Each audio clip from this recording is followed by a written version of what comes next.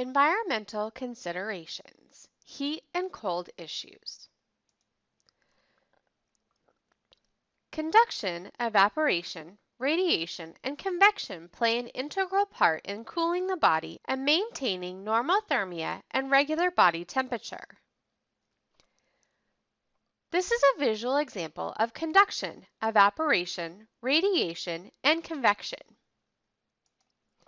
The direct transfer of heat from a warmer surface to a cooler surface is accomplished by conduction.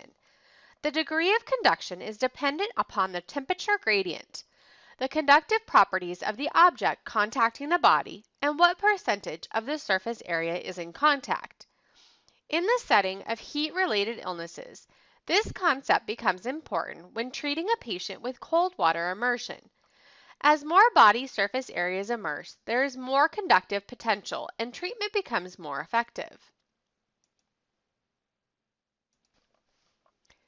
Perspiration is an evaporative mechanism that is dependent upon sweat production and water vapor pressure gradients.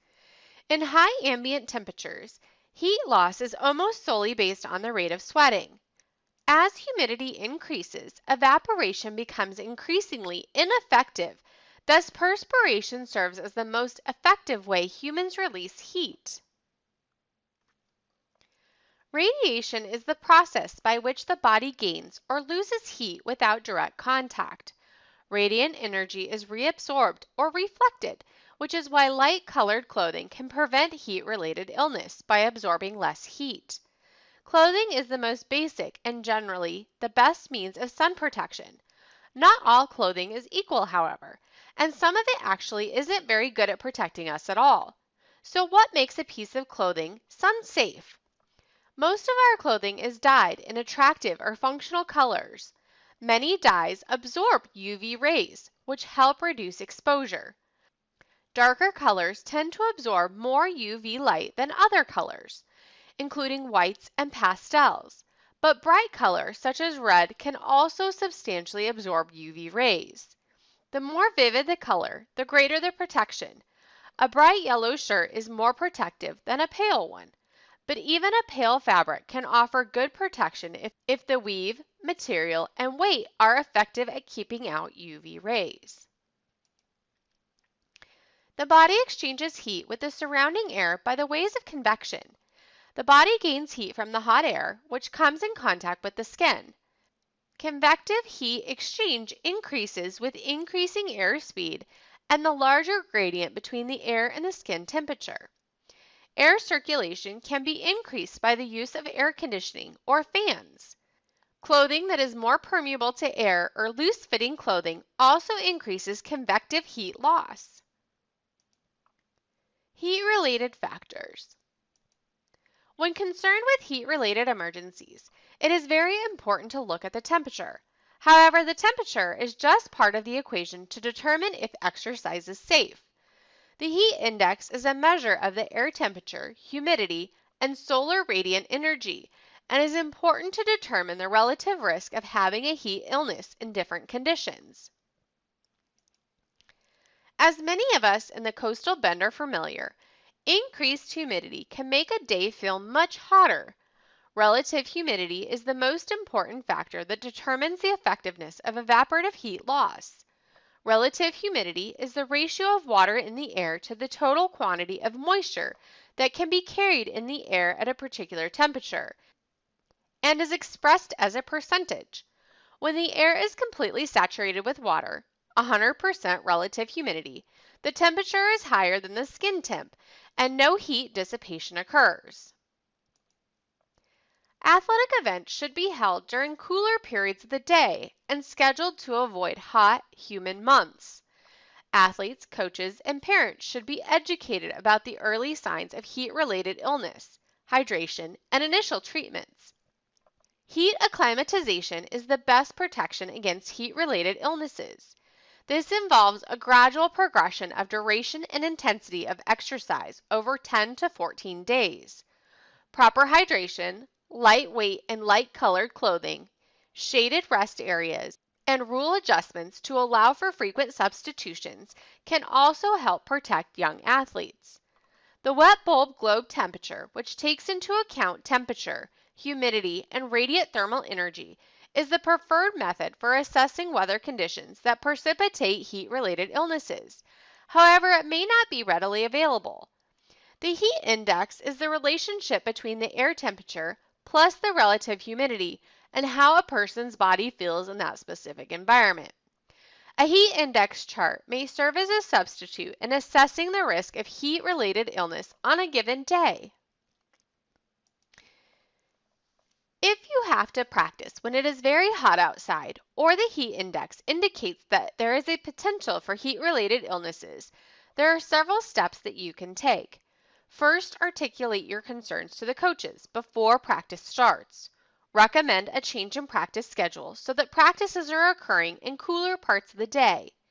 If practice time cannot be changed, then wearing less clothing or having more breaks may be helpful. All clothing worn should be breathable, for example, mesh over cotton. Once clothing has been saturated or soaked, it should be removed and replaced so that evaporation can occur to help cool the body. When wet clothing is maintained, evaporation cannot happen at a very quick rate. Also, wearing light colors absorbs less of the sun's rays and can help people keep a little cooler. Heat-related illness is a set of preventable conditions ranging from mild forms, such as heat exhaustion and heat cramps, to potentially fatal heat stroke. Hot and humid conditions challenge our cardiovascular compensatory mechanisms. Once core temperature reaches 104 degrees Fahrenheit or 40 degrees Celsius, cellular damage occurs, initiating a cascade of events that may lead to organ failure and death. Early recognition of symptoms and accurate measurement of core temperature are crucial to rapid diagnosis. Milder forms of heat-related illness are manifested by symptoms such as headache, weakness, dizziness, and an inability to continue activity. These are managed by supportive measures including hydration and moving the patient to a cool place. Hypothermia and central nervous system symptoms should prompt an evaluation for heat stroke. Initial treatment should focus on lowering the core temperature through cold water immersion. Applying ice packs to the head, neck, axilla, and groin is an alternative. Additional measures include transporting the patient to a cool environment, removing excess clothing, and intravenous hydration. Delayed access to cooling is the leading cause of morbidity and mortality in persons with heat stroke.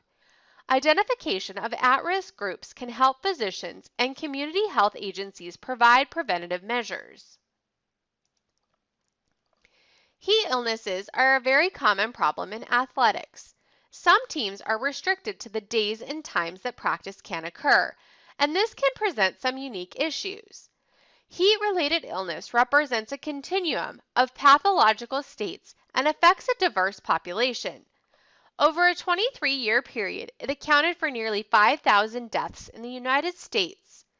When the heat index is higher than 95 degrees Fahrenheit or 35 degrees Celsius, mortality increases in relation to elevation of temperature and duration of the heat wave. In most cases, these fatalities are preventable. Populations at risk include older persons, children, and persons who perform strenuous outdoor activities. People with heart and lung disease, those with chronic mental disorders, and those taking medications that interfere with salt and water balance are also at an increased risk. Early recognition of symptoms and rapid cooling are crucial because heat stroke is a medical emergency. There's a lot of literature that is being published regarding heat illness and their treatment, so it's very important to keep up to date. In order from least to most severe, heat illnesses include heat cramps, heat exhaustion, and heat stroke. Some of the most recent literature has suggested the following practices.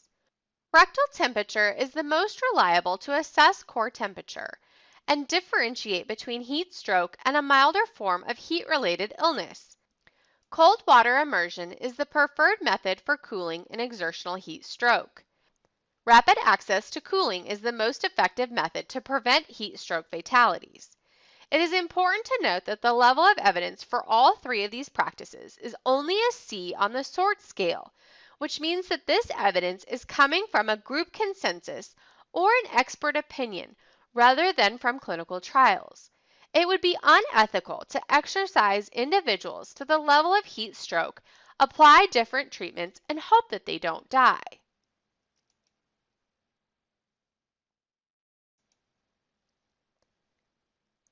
Heat cramps are the first level of heat illness and are extremely common.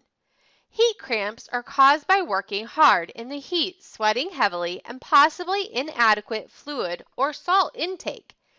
There has been some debate regarding pickle juice to treat muscle cramps, since science suggested that the vinegar in pickle juice may help prevent muscle cramps.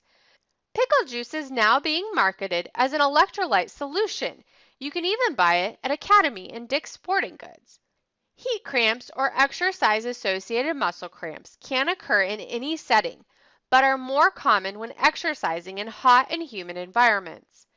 Dehydration and depletion of electrolytes and sodium losses from sweat all accelerate this type of environment, especially in those who sweat profusely. Treatment includes rest, prolonged stretching of affected muscle groups, and oral sodium ingestion. Intravenous normal saline may be used for a more rapid relief, especially for severe, diffuse cramping or when oral repletion is not possible. The signs and symptoms of heat cramps include painful muscle spasms, particularly in the calf, thigh, and abdomen. They may be mild or severely painful. They're normally alert and oriented. Their skin is wet and warm from excessive sweating, and the body temperature, pulse, and respirations are normal or possibly even slightly elevated. To treat heat cramps, move the person to a cooler area. Rest and replace fluids, preferably fluids with an electrolyte solution.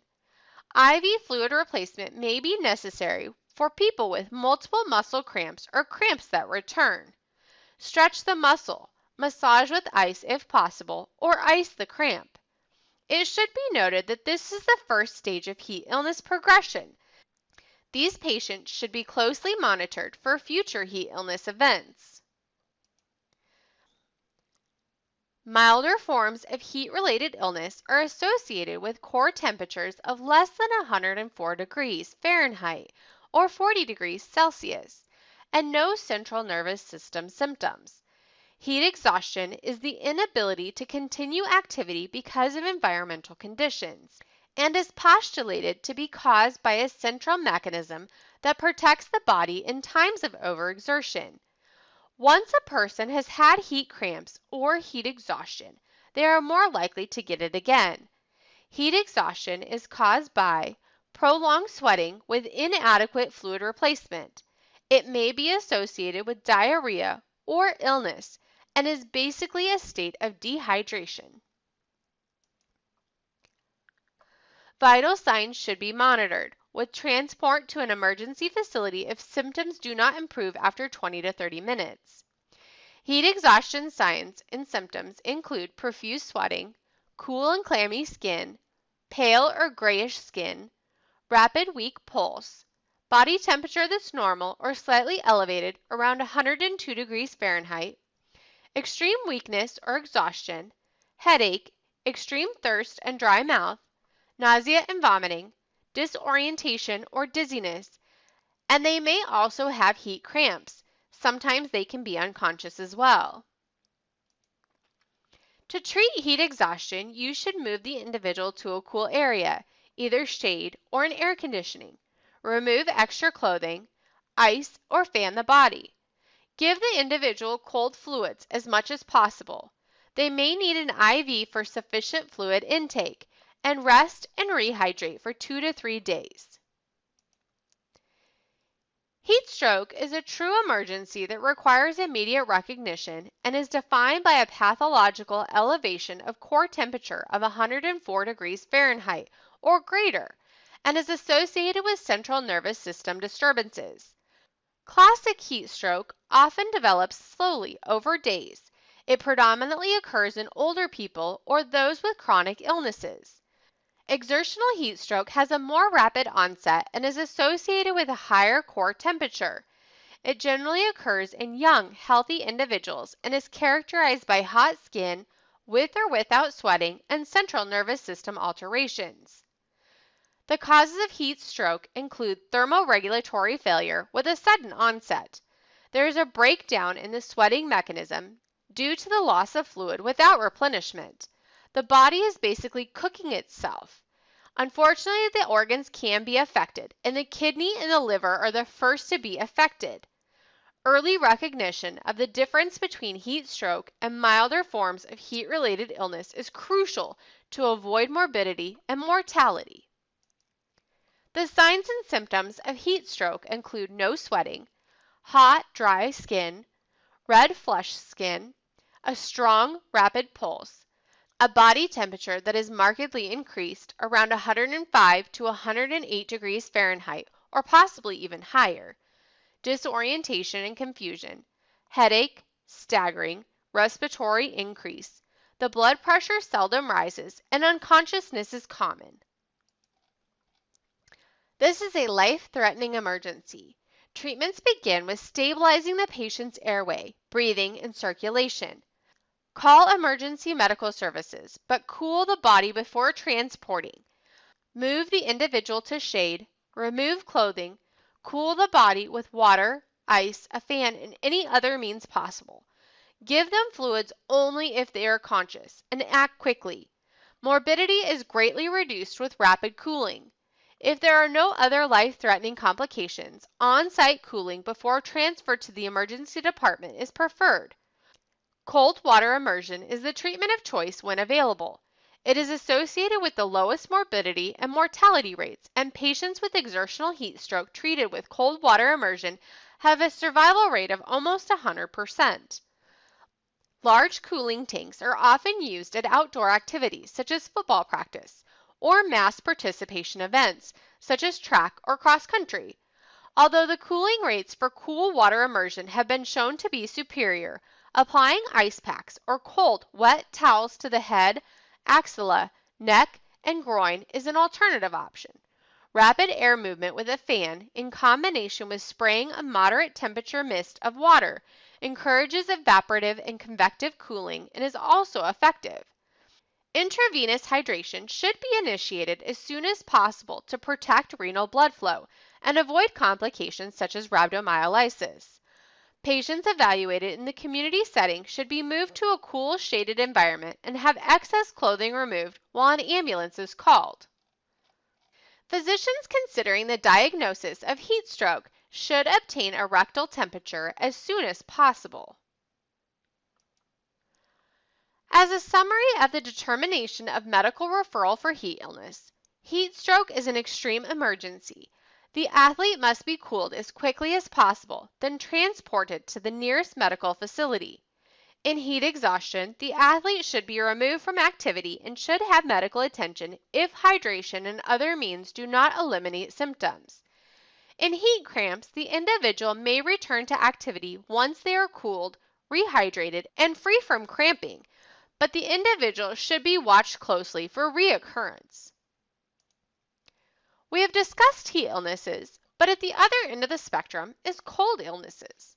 Luckily for those of us living in South Texas, having to deal with cold illnesses is not something that happens very often, but in other parts of the country and the world, this is a hard issue to deal with.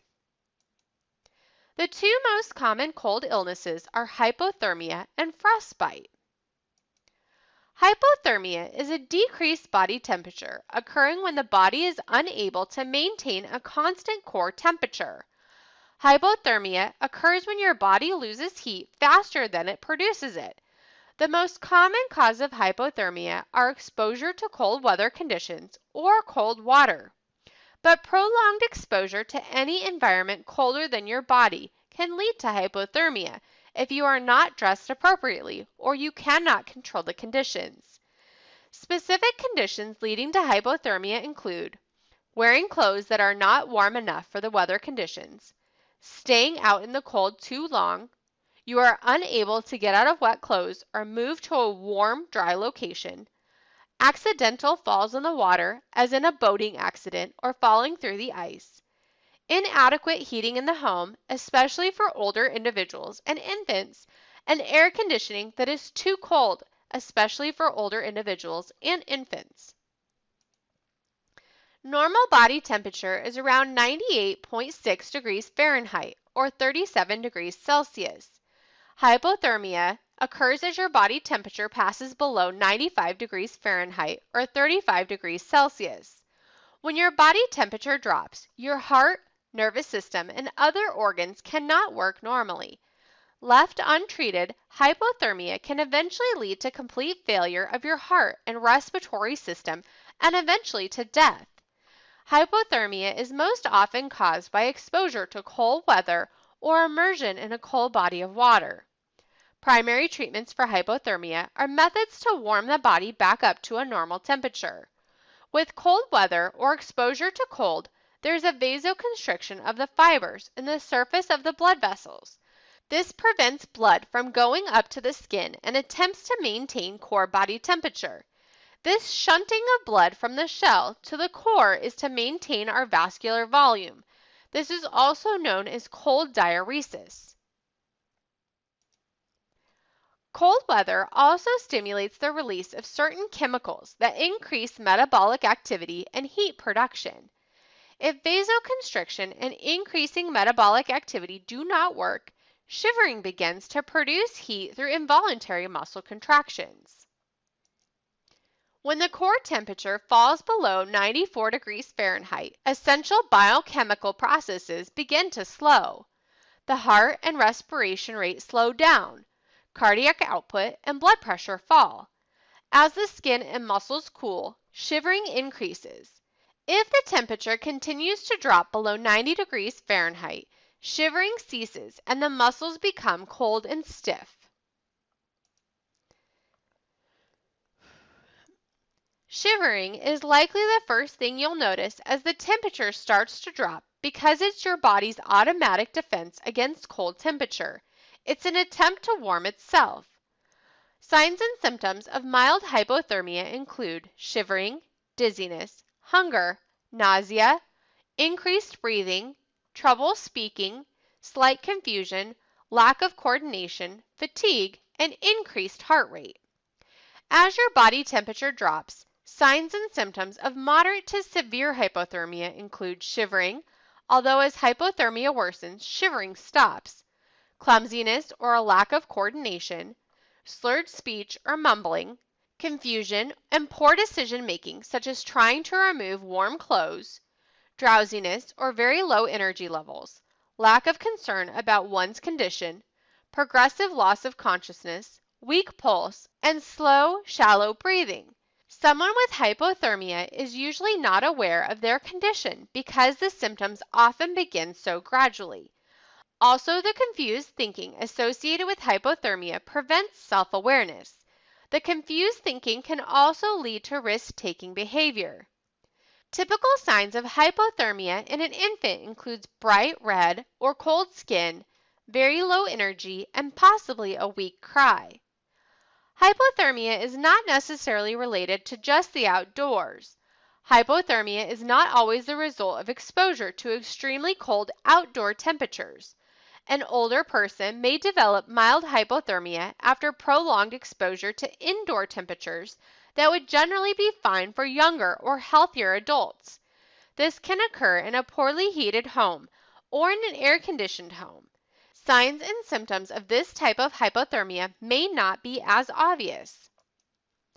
The treatment for hypothermia should include maintaining basic life support, activation of emergency medical services, moving the victim to a warmer area, removing wet clothing and replacing with dry clothing, and if the victim is conscious, providing warm fluids. Frostbite is caused by the freezing of soft tissues. There are three main types: chilblains, superficial frostbite, and deep frostbite. The severity and damage depend on the depth and the penetration of cold resulting from the duration, temperature, and the wind velocity. The areas commonly affected by frostbite include the fingertips, toes, earlobes, and the tips of the nose. These are usually areas that could be exposed. Skin initially appears red and swollen, and then individuals complain of an itchy sensation followed by numbness. The area then turns white with a yellow or blue tint that looks waxy. Deep frostbite is completely numb to the individual. They won't feel a thing. The causes of chilblains result from prolonged and constant exposure to cold for many hours. This could also be due to problems in peripheral circulation. The signs and symptoms include redness, tingling, and pain in the toes or fingers. The treatment is to prevent further cold exposure. These are some examples of chilblains. Superficial frostbite involves the skin and underlying tissues. The signs and symptoms include areas that feel firm to the touch, but the tissue beneath is soft. To treat superficial frostbite, we want to take the individual indoors and protect them from further refreezing. Remove any clothing, jewelry, or rings and immerse the area in heated water, approximately 104 to 108 degrees Fahrenheit, for around 30 to 35 minutes. We want to make sure that we are avoiding hot water, as this may burn the individual. Deep frostbite involves the tissues deep to the skin and subcutaneous layer. This may result in destruction of the injured tissue. The signs and symptoms include skin that feels hard because it is actually frozen tissue. As the area thaws, it will feel numb and appear blue or even purplish. Capillary damage may leak into surrounding tissue, causing swelling, as we see in this picture. Here are some different examples of frostbite, including frost nip, superficial frostbite, and deep frostbite. The treatment for frostbite includes first aid care and medical treatment depending on the severity of the frostbite. You can treat very mild frostbite or frost nip with first aid measures. All other frostbite requires medical attention. Do not rewarm frostbitten skin with direct heat, such as a stove, heat lamp, fireplace, or heating pad. These can all cause burns. If there is any chance that the affected area will freeze again, do not thaw them. If they are already thawed, wrap them so that they do not refreeze. Take pain medication. If you are in pain, take an over-the-counter ibuprofen to reduce pain and inflammation. Do not walk on frostbitten feet or toes if possible. This further damages the tissue. To treat deep frostbite, when the part is rewarmed, dry the area and apply a sterile dressing. Cover the entire area with towels or blankets and transport the individual. If we can, transport with the limbs slightly elevated. Be aware that blisters may develop beneath the outer layer of the skin, and gangrene may develop within 2 to 3 weeks. Throbbing, aching, and a burning sensation may last for weeks. The skin may remain permanently red, tender, and sensitive to cold. Frostbite can be prevented. Here are some tips to help you stay safe and warm. Limit the amount of time you are outdoors in cold, wet, or windy weather. Pay attention to weather forecasts and wind chill readings. In very cold, windy weather, exposed skin can develop frostbite in a matter of minutes. Dress in several layers of loose, warm clothing. Air trapped between the layers of clothing acts as insulation against the cold. Wear windproof or waterproof outer garments to protect against wind, snow, and rain. Choose undergarments that wick moisture away from your skin, and change out wet clothing, particularly gloves, hats, and socks as soon as possible. Wear a hat or a headband that fully covers your ears. Heavy woolen or windproof materials make the best headwear for cold protection.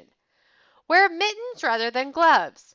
Mittens provide better protection, or try a thin pair of glove liners that are made of a wicking material under a pair of heavier gloves or mittens. Wear socks and sock liners that fit well, wick moisture, and provide insulation. You might also try hand and foot warmers. Be sure that the foot warmers do not make your boots too tight, restricting blood flow. Watch for the signs of frostbite. Early signs of frostbite include red or pale skin, prickling sensation, and a numbness. Plan to protect yourself. When traveling in cold weather, carry emergency supplies and warm clothing in case you become stranded. If you will be in a remote territory, tell others your route and expected return date. Do not drink alcohol if you plan to be outdoors in cold weather.